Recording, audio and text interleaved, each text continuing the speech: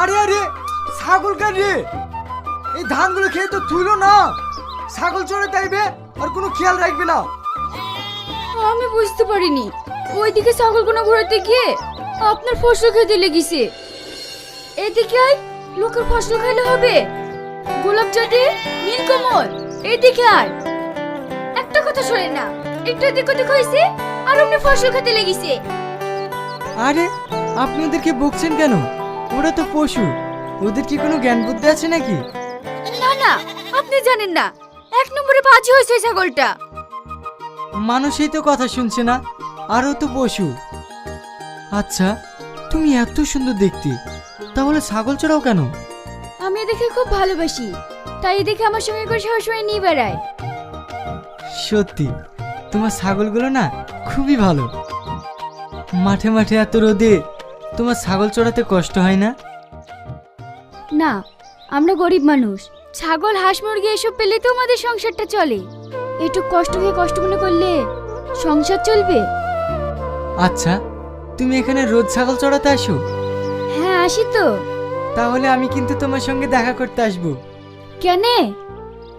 তোমার এই মুখের মিষ্টি কথা শুনতে আমার খুব ভালো লাগছে। কি যে বলেন না, আমি এখন আসছি। এই চো চো, হেই হেই, চ চ, হেই হেই, চ চ।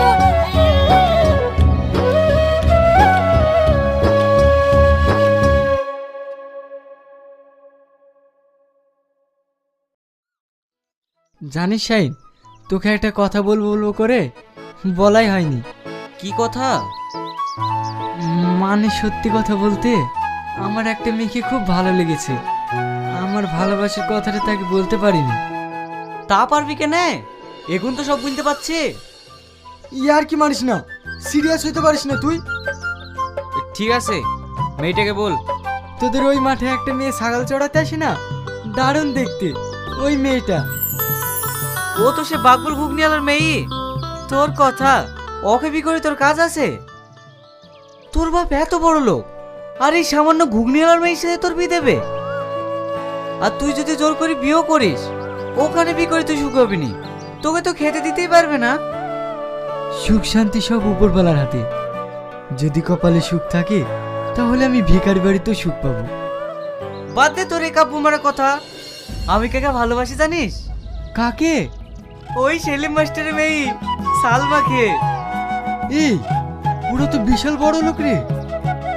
শোন, সবসময় মাথায় বুদ্ধি রেখে কাজ